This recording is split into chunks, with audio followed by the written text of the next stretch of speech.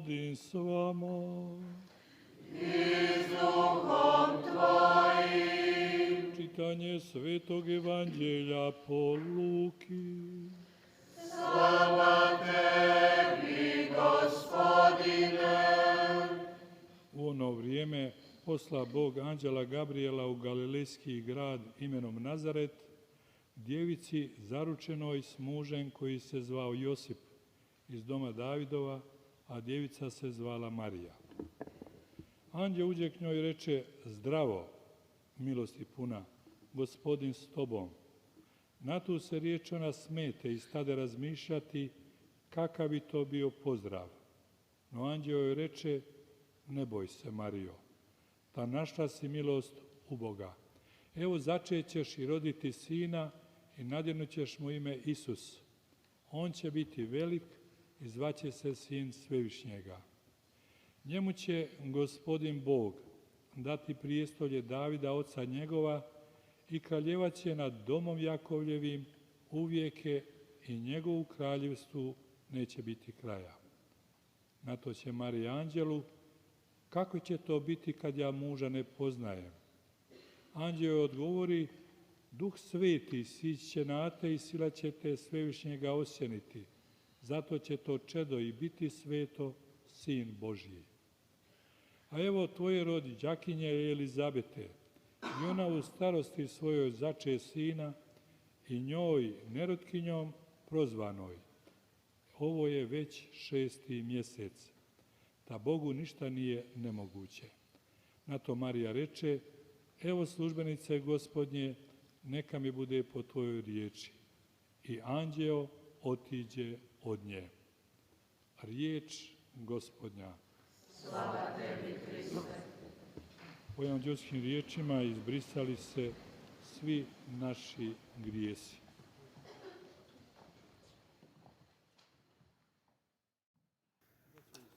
형제자매 여러분, 교회는 성모 호칭기도에서 성모님을 샛별 우리를 위하여 비르소서라고 기도하고 있습니다. 샛별은 새로운 하루를 선포하고 있습니다. 그리스도께서 떠오르는 태양으로 이 죄 많은 세상에 오셨을 때 이 샛별이신 마리아를 통해서였습니다. 샛별, 하루의 샛별을 통해서, 첫날의 샛별을 통해서 이 죄 많은 세상에 그분께서는 구원의 빛으로 오셨습니다. 원죄없이 잉태되신 동정 마리아를 통해서 우리들의 구원이 시작이 되었습니다. 우리가 오늘 지내고 있는 원죄없이 잉태되신 복되신 동정 마리아의 대축일은 시작이라고 할 수 있습니다. 이것이 무슨 뜻일까요? 하나님께서는 복되신 동정 마리아를 원죄로부터 보호하셨습니다. 그리고 이것은 일독서에서도 우리에게 언급하고 있습니다. 그래서 창세에 어떤 일이 일어났는지를 알려주고 있습니다. 이 말씀은 인간에 대한 기능을 언급하고 있습니다. 즉, 교만한 인간은 하나님께서 금지하신 열매를 먹게 됩니다. 그래서 하나님처럼 되기 위한 그의 행위였습니다. 그리고 지혜의 눈이 열려 자신이 알몸이라는 것을 깨닫습니다. 불순종에 의한, 하나님께 불순종한 결과였습니다. 자신의 육체적인 어떤 알몸이라는 상태뿐만 아니라 그 안에는 많은 것을 내포하고 있습니다. 이것은 현대에도 일어나고 있습니다. 이러한 사건은 인류 역사 전반에 걸쳐 있습니다. 인간은 스스로 모든 것을 할 수 있다고 생각하고 그러려고 합니다. 그래서 하느님은 필요 없다고 생각합니다. 심지어 하느님께 저항하고 있습니다. 하느님의 존재하지 않는다라면 인간은 아무것도 할 수 없다고 프랑스의 샤르트 철학자는 언급했습니다. 말과 우상과 비극, 악마. 그래서 하느님을 인간과 경쟁 대상으로 삼고 있습니다. 현대의 많은 사람들이 이런 식으로 행동하고 있습니다. 형제자매 여러분, 일독서의 말씀을 읽어보도록 합시다. 하느님께서 어떤 일을 하셨습니까? 또 지금 어떤 일을 하고 계십니까? 하느님께서는 약속을 해주십니다. 오늘 일독서 마지막 부분에 가면 이런 말씀을 했습니다. 즉, 복음을 암시하는 말씀입니다. 내 후손과 그 여자의 후손 사이에 적개심을 일으키리라 라고 말씀하셨습니다. 그래서 너의 머리에 상처를 입히고 너는 그의 발꿈치에 상처를 입히리라 라고 했습니다. 이것은 대단한 것입니다. 이러한 부분을 복음에서 그대로 선포하고 있습니다. 나자렛의 처녀 복되신 동정 마리아 미리암은 이미 고대로부터 오래전부터 하나님께서 선택하신 처녀였고 가브리엘 천사가 찾아가서 은총이 가득한 이여 기뻐하여라 주님께서 나와 함께 계시다라고 인사를 하면서 두려워하지 마라 너는 하나님의 총애를 받았다 내가 잉태의 아들을 얻을 것이다 라고 했습니다. 그러면서 마니피캇을 선포합니다. 하느님의 아들을 잉태할 것이다 라고 했습니다. 그래서 조상 다윗의 왕좌를 그분께 주시어 그분께서 야곱의 집안을 영원히 다스릴 것이고 그분의 나라는 끝이 없을 것이다 라는 선포를 하게 됩니다. 이미 약속된 메시아로 선포합니다.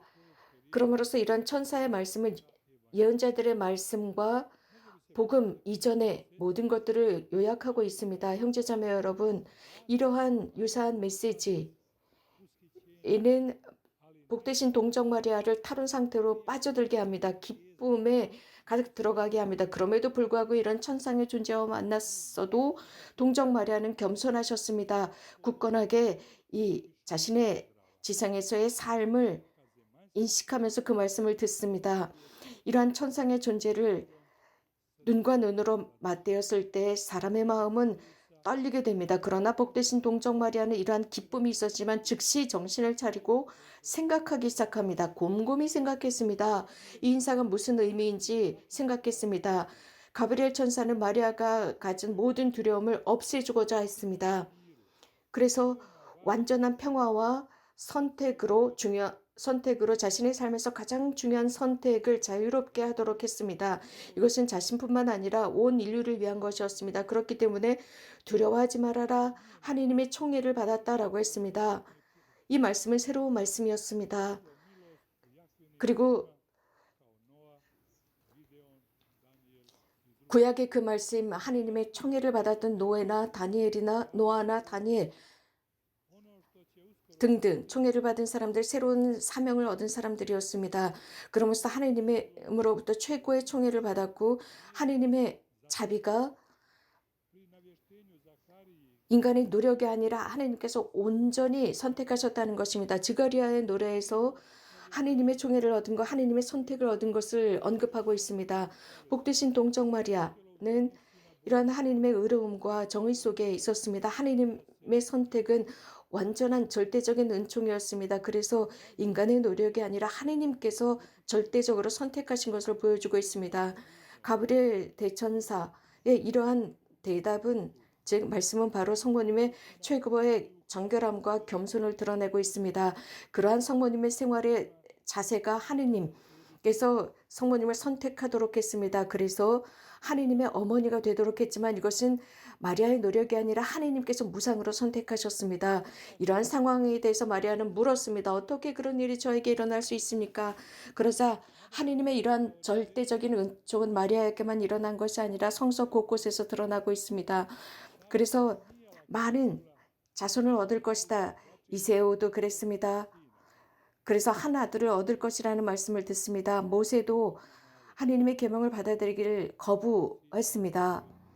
그리고 끝까지 고집을 피우지만 그 말씀에 순명합니다. 예레미야 예언자도 하느님의 그 말씀을 수행하기에는 자신이 너무 젊다면서 거부했었습니다. 마리아는 질문을 하면서 겸손하게 묻습니다. 필요한 것이었습니다. 온전히 그분에게 자유의지대로 의지하기 위해서는 봉헌하기 위해서는 물음이 필요했습니다. 그 말씀을 천사로부터 들은 뒤에 성모님의 답은 보십시오. 저는 주님의 종입니다. 말씀들이 저에게 이루어지기를 바랍니다. 라고 했습니다. 이스라엘의 종으로 드러납니다. 이스라엘이 하느님의 종인 것처럼 마리아도 하느님의 종으로 응답합니다. 그러므로써 성모님의 미래는 하느님의 손에 달려있게 됩니다. 이렇게 하늘의 존재와의 만남은 삶에서 매우 중요한 것이었습니다. 즉 하느님의 뜻을 위해 삶의 공간을 내어드린 것입니다. 존재를 통한 섬김이었습니다. 온 삶을 통한 하느님을 위한 섬김이었습니다. 마리아는 하느님의 종이었습니다. 그러면서 자신의 삶 안에 온전히 그분의 뜻을 받아들였습니다. 당신 자신만을 위한 것이 아니라 이러한 활동이 온전히 하느님의 활동이었고 업적이었고 하느님만이 그 안에서 행위하게 했습니다. 그 마음 안에는 하느님의 사랑이 있었습니다. 이 사랑은 하느님의 사랑의 응답이었습니다. 하느님께서 먼저 시작하셨기 때문입니다. 이 독서에서 하느님께서는 우리를 사랑 때문에 선택하셨고 당신의 자녀가 되도록 하셨다고 했습니다. 그리고 예수 그리스도를 통한 당신의 자녀가 되었다고 말씀하셨습니다. 하느님께서 마리아를 선택하셨고 성요셉, 배우자 성요셉을 선택하신 것처럼 우리를 선택하셨습니다. 이러한 선택은 항상 하느님의 활동이고 그분의 사랑의 업적입니다. 이러한 가르침은 즉 우리가 하느님의 은총의 영광 안에 있다는 것을 가르치고 있습니다. 형제자매 여러분, 이것은 그분의 은총의 영광입니다. 그 안에 절정은 마리아를 찾는 것이었습니다. 마리아는 하느님의 은총의 영광 안에 있었고 이것은 아주 부드럽게 배우자 성요셉 안에서도 드러나고 이러한 영광의 은총은 우리들 안에서도 올려나와야 합니다. 그래서 영원한 찬미가 드러날 때까지 영광의 은총으로 우리 안에 올려나와야 합니다. 아멘.